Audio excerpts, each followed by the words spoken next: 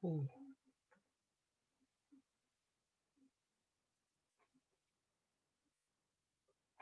good afternoon, everyone.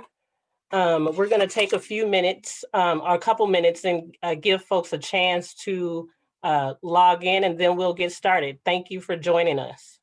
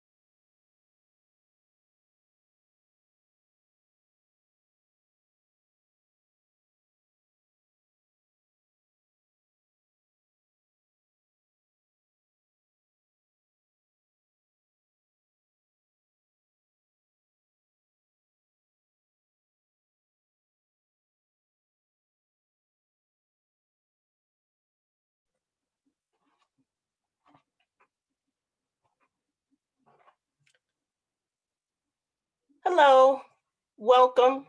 Thank you for joining us for this Cider chat during Domestic Violence Awareness Month, which some of you may know as Hopetober at Tubman. I'm Jocelyn Beard, Tubman's Community Relations Manager. I am here to welcome you and introduce our guests for this afternoon. First, a few housekeeping tips. We do want this to be conversational, so please use the Q&A function or the chat function to submit your questions at any time. We'll try to make sure that we get to as many as we can. Otherwise, please make sure that your microphone is muted so that everyone is able to hear. I also want to let you know that we are recording this conversation to share on our website for everyone who is unable to join us this evening. And just so that you are aware that we are recording. Now I would like to introduce Jonathan Weinhagen, President and CEO of the Minneapolis Regional Chamber. He is a husband and father, as well as a community leader who is active on the Mounds View School Board and the Family Housing Fund and several other boards and committees, including serving on Tubman's Board of Directors. This evening, he will be chatting with Tubman's CEO, Jennifer Polzin, who has been part of the Tubman organization since 1992, before several mergers and organizational name changes. She has served in a variety of roles over the years and has been in the role of CEO since 2015. Jen, Jonathan, I'll turn it over to you.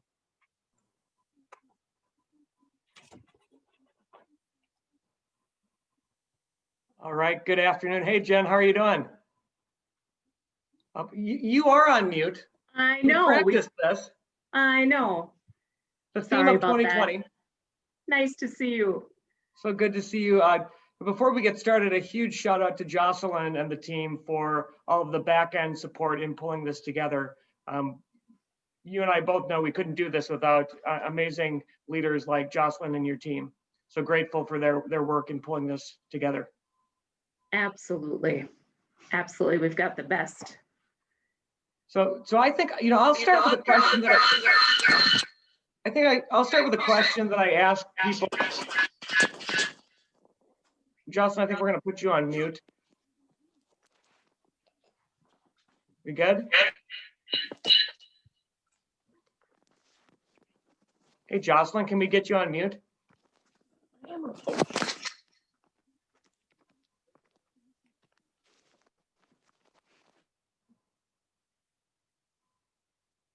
This is what we do, right? We roll with it. That's right. Yeah, it's all good. I'm not getting any more feedback, so I think we're in good shape. I'm going to start with a question that I will caveat by saying, relatively, how are you? You know, I am doing as well as any of us can do, navigating all of the curveballs that have been thrown at us in 2020. Feeling really grateful, feeling energized about the challenges ahead. All of that said, you know me, you know that I'm a fierce optimist. All of that said, I think people in our community are really tired, right? With so many things going on. So I'm really happy to be able to unpack some of that with you today in this conversation. What about you? How you doing? I think the same. I'm sad for so many things in our national political sphere. I'm concerned about things that are happening to our neighbors and our community through the pandemic. And we're going to talk a little bit about the civil unrest and all of the things that we are experiencing right in our backyard.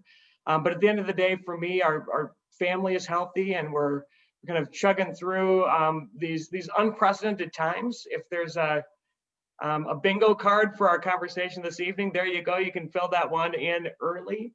I'm really looking forward to chatting with you about where we're at, the work that Tubman is doing. As you know, you talked about kind of being a fierce optimist. I'm a fierce supporter of Tubman and the work that you and your team do, and the importance of it. We're coming to the end of Domestic Violence Month. I think Jocelyn framed it as Hopetober for those of us who are in the sphere of the great work that Tubman does and has done. Can you talk to us a little bit about the importance of discussing the topic of domestic violence openly? And I would add a little bit of a caveat around this pandemic. In mid-March, the governor rightly put us on a stay-at-home order. Staying at home is not necessarily the safest place for some folks, particularly those who are dealing with domestic violence. So for me, this month has really had a heaviness to it. It always does, but it's been doubly heavy with everything that we have going on. So I'd love to get your insights into how you've been thinking about it, how your team's been thinking about it. Yeah, so Domestic Violence Awareness Month is a time to really lift up the issue. Normally during this month, we would be out hitting the streets. We would have community events throughout the month. We would be able to be having conversations like this one in person, in groups, small and large. And so we're happy to be with all of you virtually today. So domestic violence wasn't even really talked about. It's been happening since the beginning of time. I think we're all pretty comfortable saying that out loud now. But back in the 50s, it was very much a private family issue. And then it became known more as kind of a coupled issue that happens behind closed doors. Then it became known as a women's issue. Now we really know it to be a community issue. And so the fact that we're talking services specific to survivors of domestic violence, sexual assault, exploitation, really only came into existence in a formal community-based way in the 70s.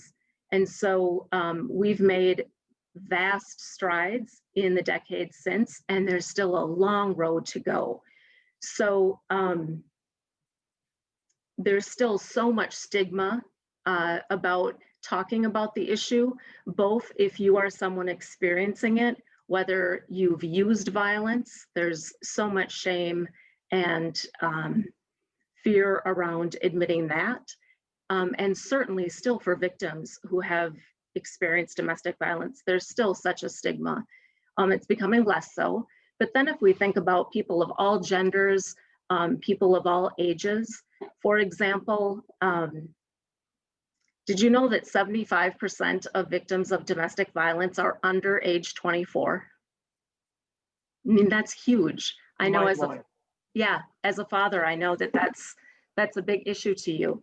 So we're starting to talk about people that are maybe the most vulnerable, people that are really at the margins and who don't necessarily think that we're talking about them. And when I say them, I really mean we're talking about all of us. And so during this time with the pandemic, you know, initially when that stay-at-home order came down, it got eerily quiet.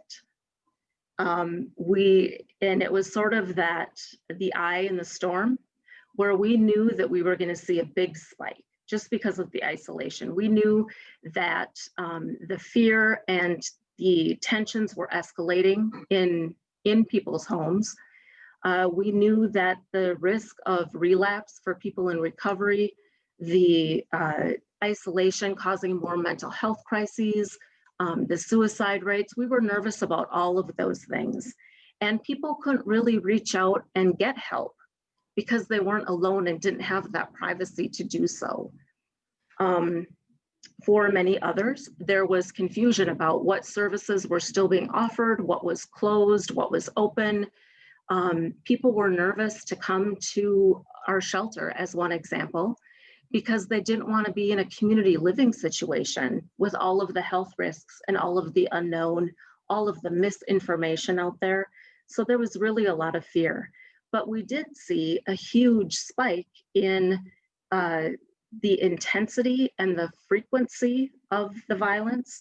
Also, the complexity of situations that people were calling us about, the time spent on each initial phone call with people doing that safety planning and just helping them be able to share what's happening so that we could guide them to the right resources.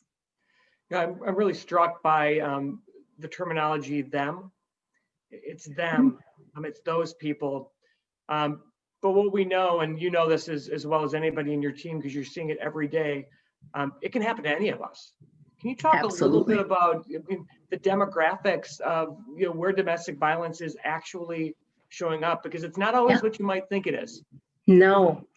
So we know that 1 in 3 women, 1 in 3 men will experience violence at some point in their lives.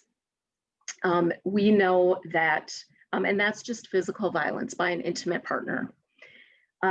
We know that every year right here in Minnesota, anywhere between 12 and 40 people are killed every year as a result of domestic violence. Sometimes that includes friends and family members who are there trying to protect or intervene, or are there exchanging custody, those kinds of things. So it is absolutely a real issue. And so if we look around, anytime that we are at our family's holiday table, if we were in fact able to gather, or if we were in a small group setting, whether it be a book club or even in your offices, if we were to look around and just think about what 1 in 3 and 1 in 4 really means, it's, all of us know someone. We may not be aware of who it is, but we all know someone who has experienced this or who may be experiencing it right now. So the prevalence is high. And we know that it cuts across every socioeconomic group. It happens in the burbs, it happens in the city, it happens in rural areas. It happens in very affluent communities. We do know that access to help is very different though by demographics. We know that, for example, in our shelter programs, far more people of color. We know that it's the most marginalized, most vulnerabilized. It is disproportionately poor people, disproportionately Black and brown people. It is disproportionately female identified survivors, right? Like if this happened to me tonight, heaven forbid, if I got home and I were to be assaulted, I can think of lots of options, right? I could stay at my sister's, I could max out a credit card, I could stay in my car, I could go to a hotel. I could do all kinds of things. And going to a shelter would be the last thing on my list. And that's the case for everyone. Only 3 to 5% of victims of domestic violence nationally, and this figure has remained steady over the 28 years that I've been here, would ever choose to go to a shelter. So we know that it's the choice of last resort, no matter how nice a place we want to make it or how many support services we can provide there. All of that said, it also plays a critical role in our safety net.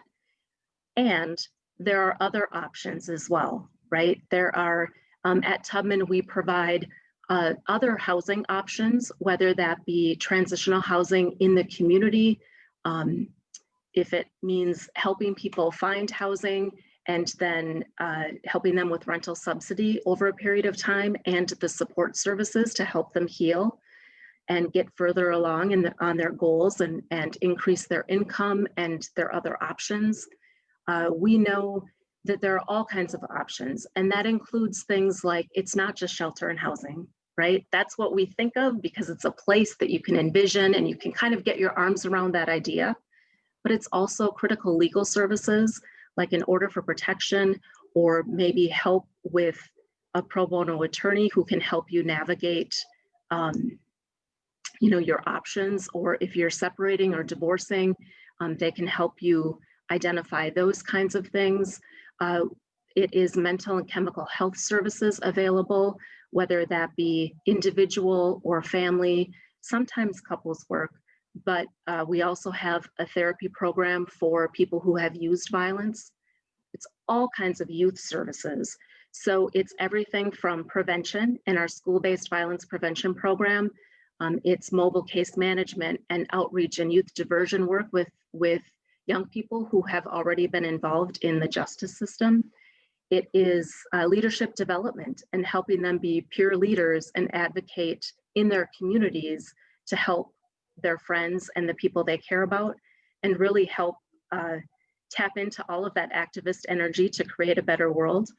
And then it's all of these wraparound services like jobs, education, and finance services, a clothing closet. It's workshops and support groups. And at the very heart of all of it is safety planning, which is often the very first step. Because if I don't know what's available to me, I'm not going to be able to ask for it. I might just be so overwhelmed in that moment. So much of what you're saying resonates. If you didn't catch it in the chat, it sounds like your sister is actually tuned in, and you do have a place to go in the event that you need that. And for so many, Tubman is that place for those that don't have that safety net that exists within their own community or within their own circle. You talked quite a bit about domestic violence and the response to those who have experienced domestic violence. You hit on a number of things that Tubman does outside of that space, oftentimes connected to the work around domestic violence. You talked about the clothing closet, Harriet's Closet. Actually just sent a friend who was inquiring about where to send some old suits because she doesn't need those anymore. Nikki, who's a big fan of Harriet's Closet, chimed in right away and said, you've got to get those over to Tubman to help. Can you talk a little bit about some of the other things that Tubman is doing, outside of domestic violence, but that are connected to this really important work?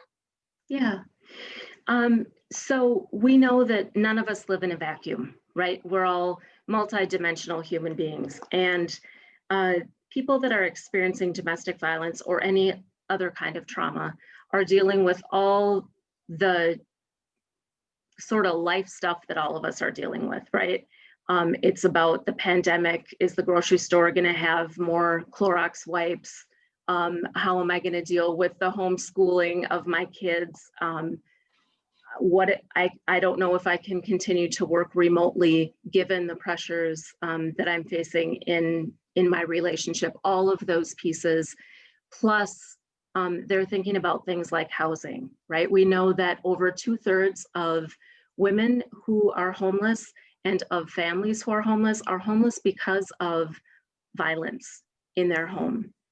And so it's clearly related to housing instability and domestic violence. There's also a huge correlation between other kinds of trauma, whether it be mental health and well-being or substance abuse. And we want to be really clear that while there's a correlation and all of those things are related, one doesn't necessarily cause the other. And so it's really being able to tease out those different issues and be able to have access to all of the holistic services along that continuum of care, so that there's kind of a method to the madness. So for example, Harriet's Closet is not only a great way to engage with the community, it's run by volunteers who have all been trained, and it's more than just getting stuff into the hands of people who need it. It's also about rebuilding that confidence that has so often been stripped away as a part of the abuse. And so it's about things like helping to realize some of the body image kinds of issues and distortion that can happen as part of the sexual assault, or it can be how to choose things that help you walk a little taller and feel great when you walk into that job interview. It then can be a way for a community member to just kind of check us out and see if we're a place that they can trust before they open up about all of the other things that really drew them to Tubman in the first place. So it really is a low barrier way for people to find out what else is available here at Tubman. And then with the understanding that they can then share us as a resource with the people in their lives that they care about. The same is true for our Youth Outreach Center, the North Star Youth Outreach Center, which is in Maplewood Mall. We provide services all across the community, whether it be in courthouses, in schools, in places like the mall, places where people congregate, because it's not enough if we just stay within our own four walls. We want to be that safe refuge for people to come to us, but we also need to be in the community and accessible to people where they are. So you talked a little bit about housing. It's an issue that's near and dear to my heart. The chamber has been focused for the last 3+ years on housing and the crisis that we were facing long before the pandemic hit.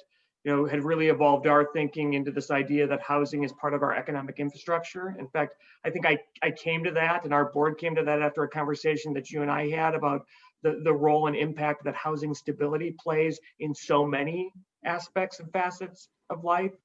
Add a global pandemic onto what we were already experiencing in our marketplace.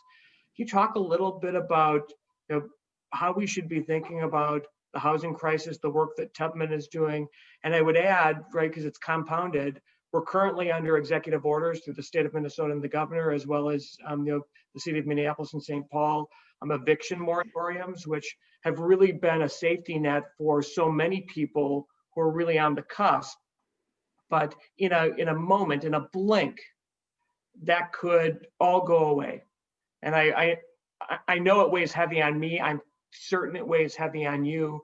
What should we be doing? And maybe as importantly, what should we be doing together? Yeah, I think that is sort of the big question, right? As long as I have worked at Tubman, we've talked about an affordable housing crisis. So that's decades. And we know it goes on, it is even more exacerbated for the people we serve, some of whom are highly mobile and don't have a housing history. Perhaps they don't have rental or home ownership in their own name. Many of them, though, have been stably housed for years and years and are rooted in the community, are facing the brink of homelessness perhaps for the first time, right? And then we've got people on the other end of the continuum who have experienced homelessness for generations within their families. One of the things that we know is that as flexible as we can be about all of the different housing options, and the more types of housing we can have available for people, the better. So we've seen and we hear a lot about all of these creative options, right? We know that people have been living outside. This is not a new problem, right? When we see the encampments in the parks and in certain areas, and there would be a big sweep and people would disperse and then they would congregate again. And I would just say that that's just more visible, right? And it also, sometimes it's families, many times it's single adults. Sometimes the conversation about who is homeless can verge on sort of pitting different groups against each other because there are so many different realities out there. The folks that we serve at Tubman, again, many have been homeless multiple times and they get housed, but it's precarious and they lose it again, or they're staying with a friend or family member and that person loses their housing. We also know that with the current boom and what's being built, there is some beautiful housing stock that is being built and all kinds of conversations that I know you're part of around density and no density and the merits and pros and cons and all of that. And very little of it is truly affordable. So it's exciting to see these new projects come online that are all kinds of different models, from studios to tiny houses to all kinds of things. What we know is that for families who are homeless or multi-generational families who are homeless, so we may see kids who are staying with a grandparent. I'm gonna move out of the sun here. We know that what most helps people is if we can build relationships with landlords so that we can help present options that truly are safe and affordable and where people want to call home in the neighborhoods that feel like community to them, and where they can see themselves reflected back. And we know that it's about having a little bit of assistance, this intermittent assistance sometimes, that can help them maintain their housing. So the way that we have built our programming is to try and have as much choice as possible. So there's a lot of talk about housing first models, right? Just get people who want and need housing into a place, and then let's support them with whatever services they want, if they want them.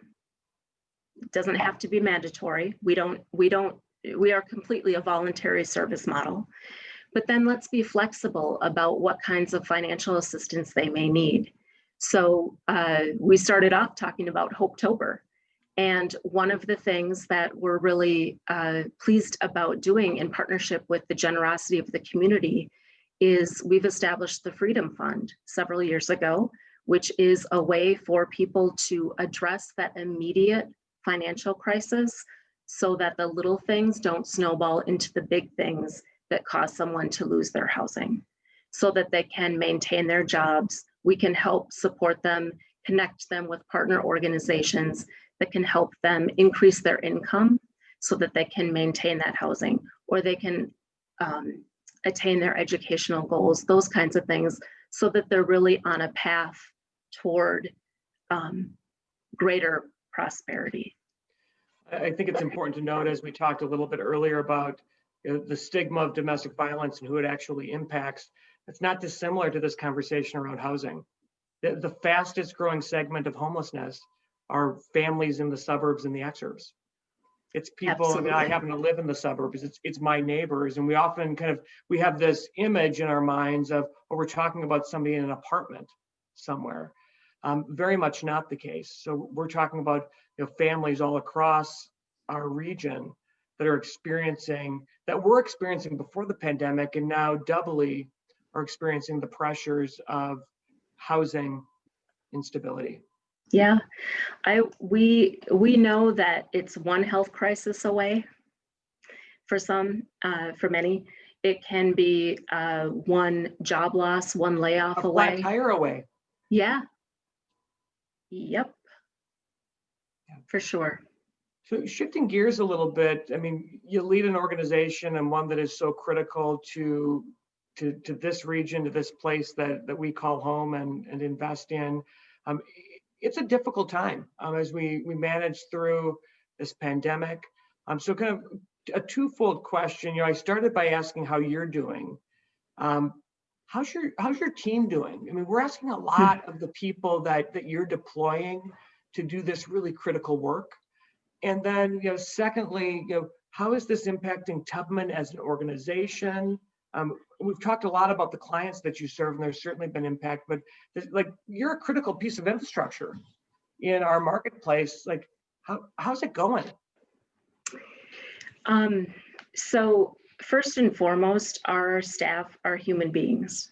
And so they are impacted by racialized trauma, by the economy and all those pressures, by knowing that they are essential workers who are providing critical safety services, and that they are still coming to work. And somehow they have been able to, I'm just so proud of how quickly people could pivot. So there's another one of your bingo cards. Could really shift toward working remotely, being able to do the best that they can for some roles that can be done remotely. Others are still being provided face-to-face with all kinds of safety and health protocols in place. For example, our on-site transitional housing program for youth who have been victims of violence or sexual exploitation. They are still there serving 24/7 in our domestic violence shelter, still there serving 24/7. Some of them are serving in a joint hotel project that we've established together with our statewide coalition and other domestic violence organizations across the Twin Cities to be able to have some overflow space for people who are at high risk because of health conditions or who have tested positive for COVID-19 so that they can isolate and do what they need to do. We've been working really closely with the Department of Health, both for our staff and for the people we serve. So our staff have been, they haven't missed a beat, and we've been able to figure out how we can provide more flexibility so that people, you know, they're dealing with the homeschooling and all of that stuff and the internet connection and all those kinds of things. I will tell you that having 120 plus people all live under one roof, plus all of the staff there in a building, it takes a lot of Wi-Fi bandwidth, right? It's a problem. And we've shifted the way that we do everything. And so they've just kind of weathered all of those challenges with as positive an attitude as I think is humanly possible. All of that said, they're positive, they're leaning on each other, they are doing stellar work, and they're tired. Thankfully, it seems as though they can be all of those things, maybe not all at the same time, but that they can lean on one another. And hopefully we've created the kind of environment where people can bring their whole selves to work and just kind of lean into that flexibility, and they're keeping their clients first, but they're really looking out for each other. So I just feel so grateful to be able to be part of this community that is Tubman. So really fortunate. You talked about trauma, and obviously, you know, they're serving a population that's dealing with trauma, and that in and of itself is traumatic. You know, 158 days ago, George Floyd was murdered at the hands of Minneapolis police. It happened just blocks away from one of Tubman's Minneapolis locations, and certainly had an impact that reverberated across the globe. National news headlines. Talk a little bit about how that's impacted. Again, I'll go back to your team. I mean, I want to really highlight, they're in the trenches every day doing this work. And they're dealing with all of the things you just framed, like we all are, like distance learning teachers, dealing with the pandemic and the concerns and the uncertainty, and then layer on top of that, this racial trauma and all of the other things, how that's impacting your team, so your family, and the community that Tubman serves in the Twin Cities. It's, there are so many places to go with that question because it's not a simple one. In that last week of May, I'm so grateful to the community for looking out for us as an organization, particularly looking out for the people that we serve. We made the decision to evacuate our Minneapolis shelter program about 2 weeks earlier. We had then planned. So we were there, and in the space of a day, which turned out to be the day that after the 3rd precinct was set on fire, that team was able to mobilize and get every single family moved by the end of a day and into a safe place with us or in a hotel, depending on their situation. And people really moved quickly. The community looked out for us. We had people we serve who were participating and protesting for racial justice, staff doing the same, really being there. Our building was untouched. Actually, both of our Minneapolis locations, very near, were kept safe, which was amazing. Staff were coming out and volunteering and standing shoulder to shoulder with neighbors to clean up and do all of those things.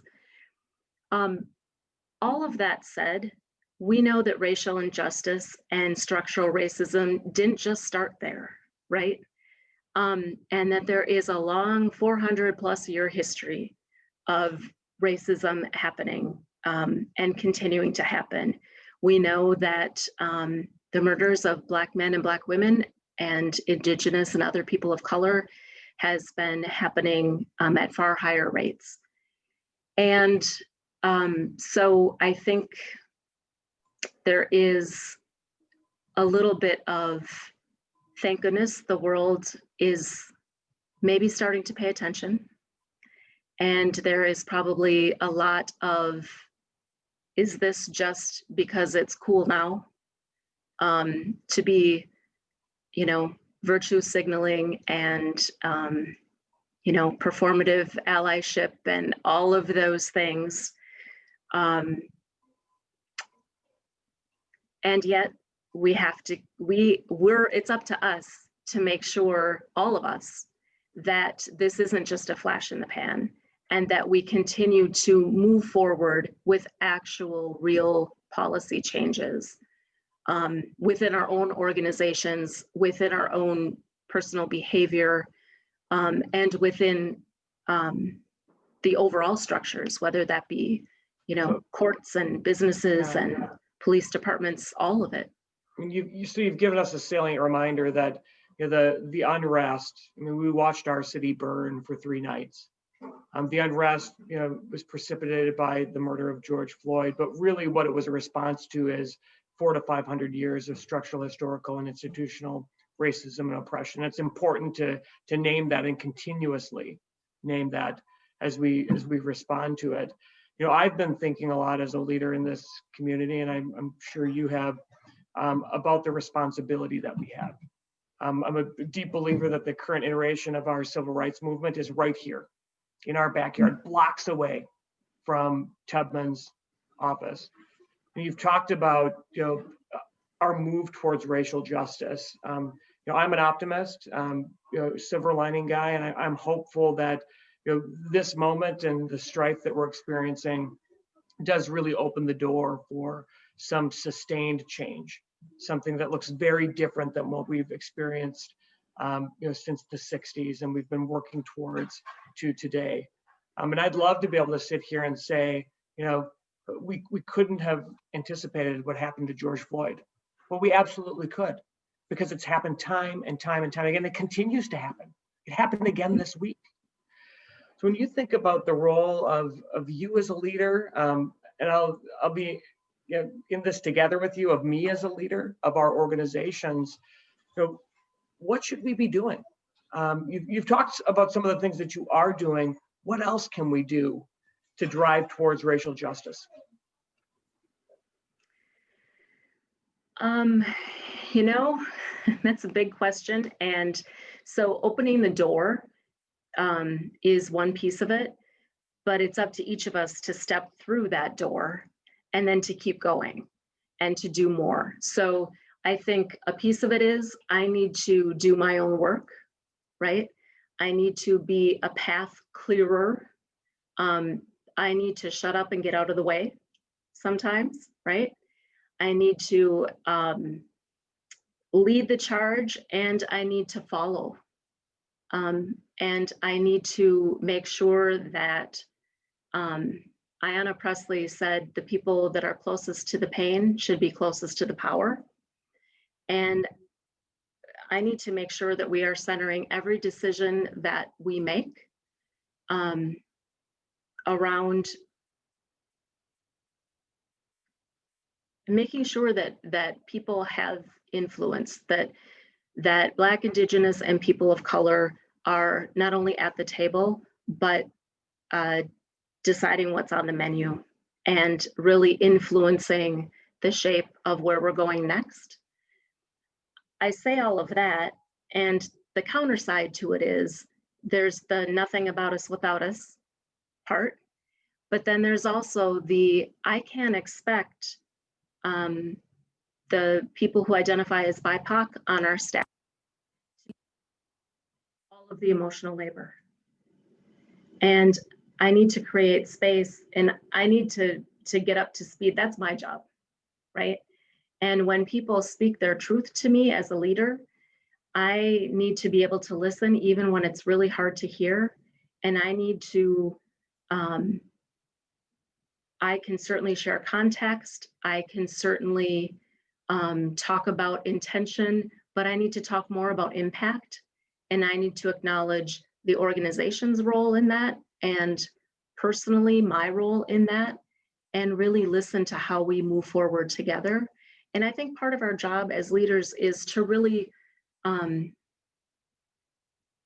make it okay in those really hard moments, just to actually have an experience together where people can really not just hear it and hear the lip service and hear the words, but actually have the experience of speaking truth to power and being heard and seeing a change. You know, I often say I'm not always going to get it right, but I'm committed to getting it better every time. And I think we just have to, I think there's a strength in being vulnerable and in talking about it, even when it feels awkward. I think those are just a few of the things that we have to do as leaders, and particularly as white leaders in this moment.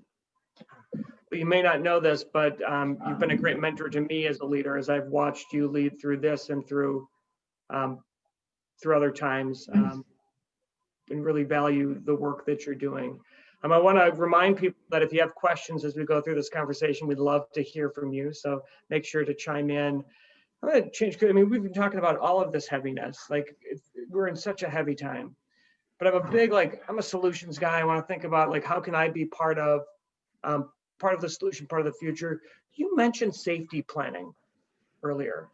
And, I'm not sure that, everybody's familiar with what that is, but maybe more importantly, in this moment where we're all sitting, hunkered down in our homes, zooming into things, we might even have a more important role in helping flag and identify, a safety plan for those that we may get an inkling are in danger.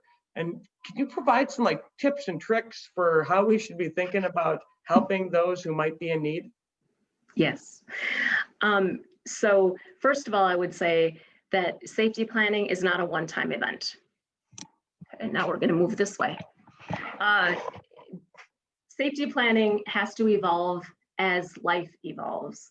And so it's something that no one has to have all the answers, right? If we are concerned about someone that we care about, that we work with, that we know, or even just a situation that we stumble upon in the community and something just doesn't feel right. If it's someone that we know, I always say, just start with asking, are you okay? I'm really worried about you. And just provide that opening. People may say, I'm fine, what are you talking about? Or I'm just having a rough day. But there are patterns of behavior to look for that we can observe in folks. But sometimes you feel something and you might wonder about it, right? And I just really encourage people, just ask, are you okay? I would rather offend you by asking you, and at least you know I care. And then we can get through it, and then we can move on together. But at least you know that I care. You don't have to have all the answers. You just need to listen, and there are some really simple things you can do. You can let people know that they're not alone, that the violence isn't their fault. You can let them know that there are places like Tubman and other organizations in our community that are here to help. You can give them our 24/7 helpline number. A lot of our materials will say get help or give help, and we can talk about the give help later. But you're giving help just by checking in on each other. And that crisis line number is 612-825-0000. And that is one number across, we serve the greater metro area. That's one number that you can call. It's answered 24/7, and they can help you identify a safety plan that is unique to you. There are ways that we can help people develop family safety plans. Having a code word is something that you can develop with a friend or a coworker, because maybe, you also need to trust the person's instincts. I say this cautiously and with a caveat, which is sometimes, well, first of all, not everybody wants to leave a relationship, right? There are reasons why they fell in love with that person, and maybe they're not abusive all of the time. They just want the violence to stop. And so they also are the experts on their own situation, and they have a sense of their own timing and what's happening. Leaving can be one of the most dangerous times, and it's often when violence escalates. So having a safety plan is really important.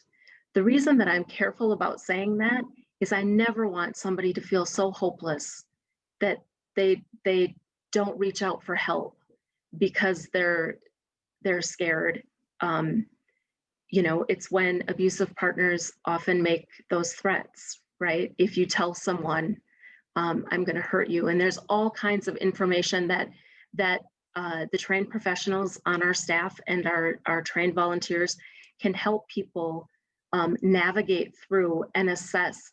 For example, we even work with law enforcement. There's a lethality assessment protocol so that when officers go out on the scene in the East Metro jurisdictions that we partner with, they're able to ask these simple questions, assess lethality, meaning which of those cases are more likely to end in a domestic violence related homicide.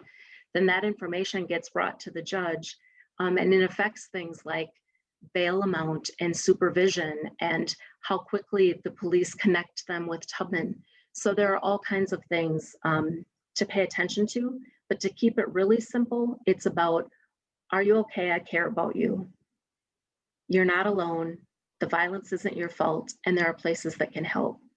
I'd also love to talk with you about ways that business leaders, seen as how you're the CEO of the chamber and all, how business leaders can create safer workplaces, and how we can support beyond having an employee assistance program. There are so many things that we can do and look for. And we've got a whole training about that that business leaders can work with us on. And I'm happy to share that information with you today and any day you want to chat about that. Yeah, I mean, we need to be doing more of that as employers. Our stakeholders, our members have a responsibility in this as we think about the services and the resources they provide to their employees. We should absolutely follow up on that. You talked a little bit, you kind of teased the get help, give help. I'm on the mailing list, so I get the great newsletter and the information, and few of them come out without that message. Can you talk a little bit about that campaign and what are we talking about when we talk about get help, give help? Yeah. So when we talk about get help, and that is for people who are experiencing violence, people who are maybe worried about their mental well-being, or they're maybe they've experienced an acute trauma, or they're concerned about how much they're drinking or using. Certainly it's for the individual themselves, but it's also for friends and family members. If you are concerned about someone and you want to know how you can best support them, you can call us too. And we can provide you some resources in how to do that. On the give help side, it includes everything from how can we find a vehicle of giving that works for you in your own personal situation. And it's certainly, I would be remiss if I didn't say that we need financial resources, right? We also need volunteers, and volunteers, volunteering during a pandemic looks a little bit different, but we provide a really solid training to get people on the ground, ready to volunteer in a variety of roles. All of that information and how to get started and how to apply and that whole process is all on our website, which is tubman.org. And then also it's about, for example, we have a whole team of pro bono attorneys who assist in those family law cases and those order for protection cases.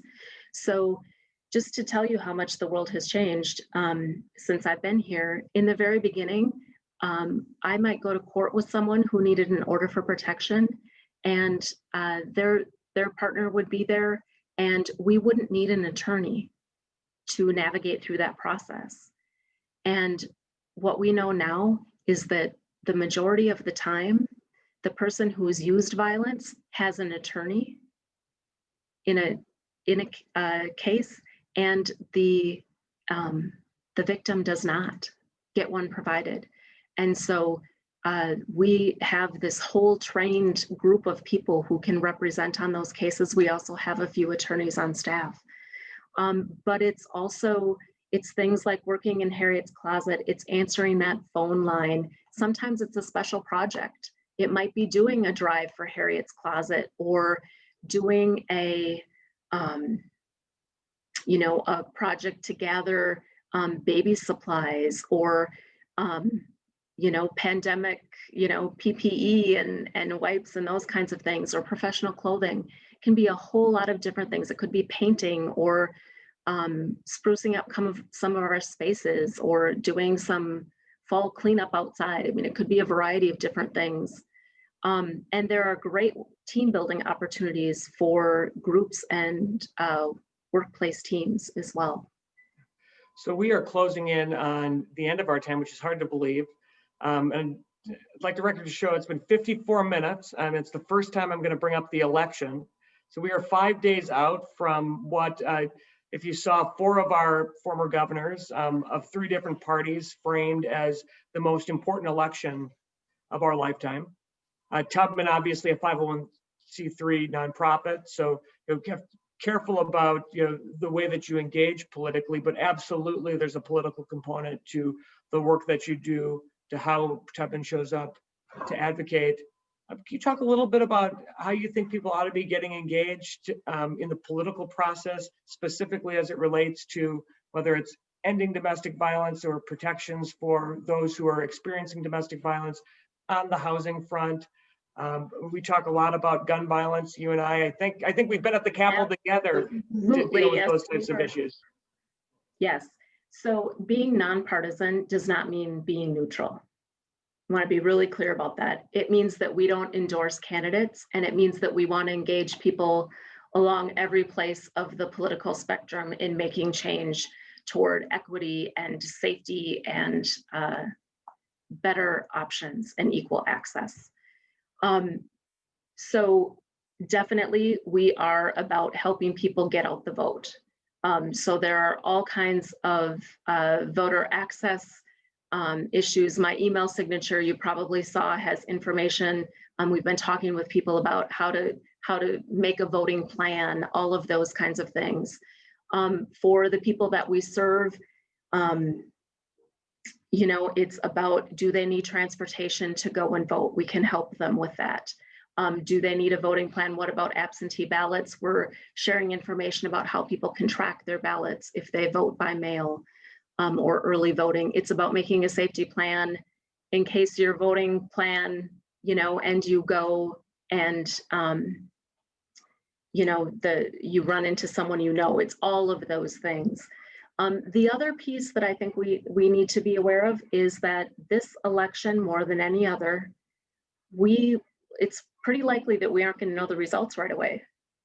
And so we need to realize that this election has huge impact for people who are already feeling stressed, and the potential for more unrest, unease, and people who truly feel like the decisions, regardless of the outcome, right? No matter who wins in whatever race we're talking about, presidential or otherwise, there is a lot of work to be done. So it's about letting people know that we aren't going to know the answers right away, and trying to help provide facts and context that it means that votes are being counted, and it doesn't necessarily mean that you know, there's been a fraudulent election. It means that it's going to take a while, but then it's also democracy is working. Yes, it means that democracy is working. Exactly. And we also have to realize that our civic duty doesn't stop on November 4th, right? This is, we need to all be engaged moving forward and really helping, you know, there are places to take hope too, right? We've seen more people of color candidates at the local and state level than we have.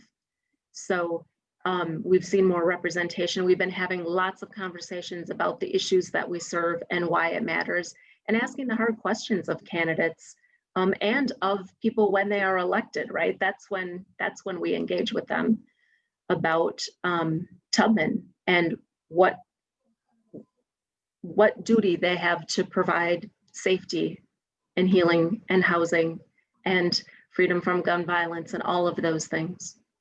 Well, real quick in our final moments together, I'm going to ask you, I mean, people have been gracious with their time, those who are online today, and my notes recorded, and we're going to share this out.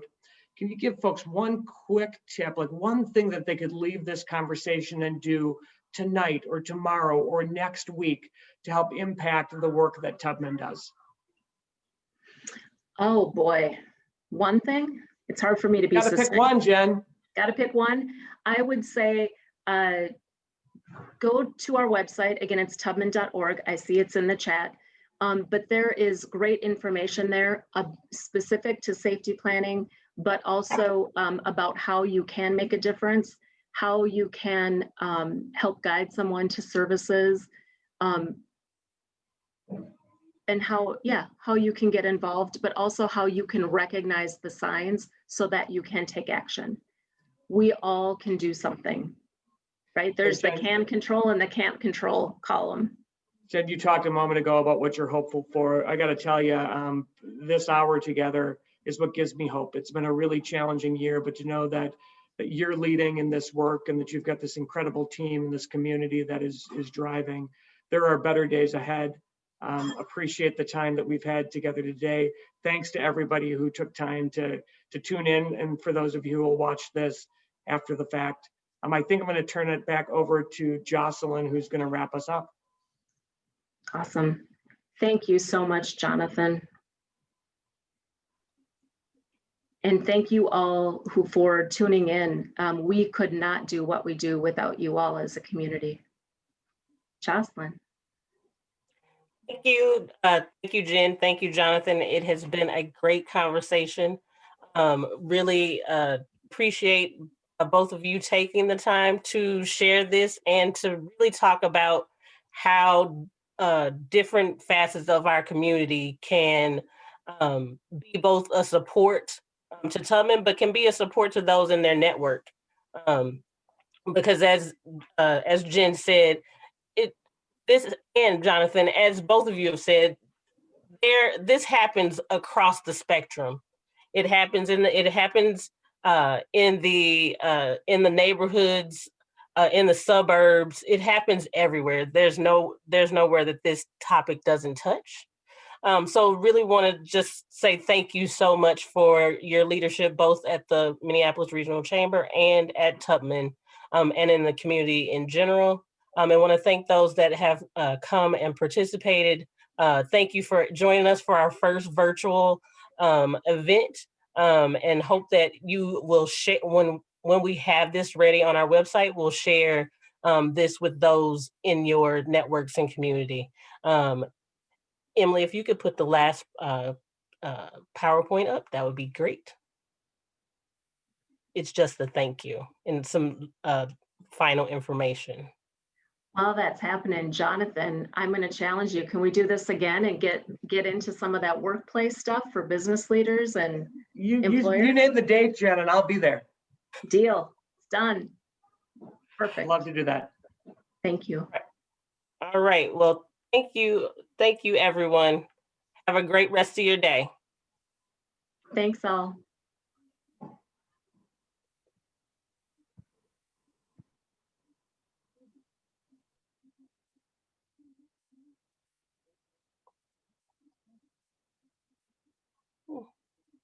No.